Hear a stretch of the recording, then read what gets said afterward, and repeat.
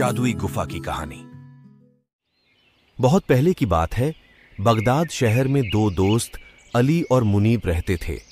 अली बहुत गरीब था और किसी के घर बकरियां चराकर अपना गुजारा करता था। वह स्वभाव से बहुत ही ईमानदार और भला इंसान था, जबकि मुनीब अमीर था और वह स्वभाव से लालची इंसान था। बहुत व्यापार और पैसा होने के बावजूद उसको और पैसा चाहिए था।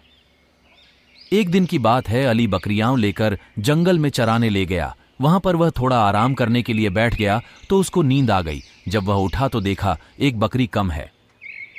वह बहुत घबरा गया कि अब मालिक को पता चलेगा तो वह बहुत गुस्सा होंगे। उसने सोचा पहले वह सभी बकरियों को घर छोड़कर आएगा, उसके बाद दोबारा वहां आकर उस बकरी को ढूंढेगा। उसने ऐसा ही किया। वह बाकी सभी बकरियों को छोड़कर उस बकरी को ढूंढने आ गया।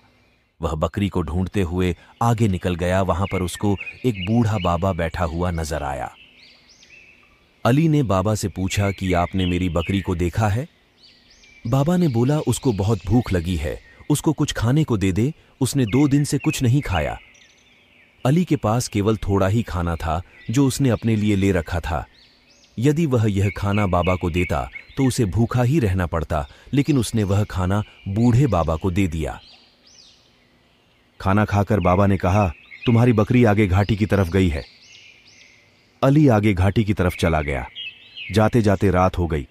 अली को एक गुफा नजर आई। वह उस गुफा में चला गया। उसने सोचा आज रात इसी में गुजारनी पड़ेगी। वह सोने लगा, लेकिन भूख के कारण उसको नींद भी नहीं आ रही थी। उसने बोला, काश मेरे पास खाना होता। इतना बोलते ही उसके सामने बहुत से शाही पकवान की दावत आ गई। उसे बड़ा अचरज हुआ और उसने वह खाना खा लिया। खाने के बाद जब सोने लगा तो उसको ठंड लगने लगी। उसने बोला, काश मेरे पास एक चादर होती। तभी उसके सामने चादर आ गई। अब वह समझ गया कि यह गुफा जादुई है। उसके बाद वह सो गया।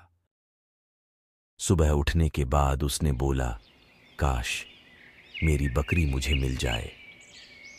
इतना कहते ही बाहर से बकरी उसको आती हुई दिखाई दी। वह बहुत खुश हो गया और बकरी को लेकर चला गया।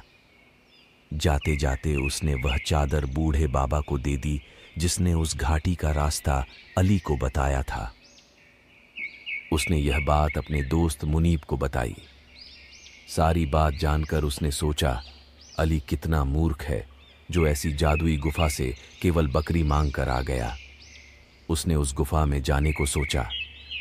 उसने अली से सारा रास्ता जानकर गुफा के लिए चल पड़ा। गुफा की तरफ जाते समय उसको वही बूढ़ा बाबा नजर आया।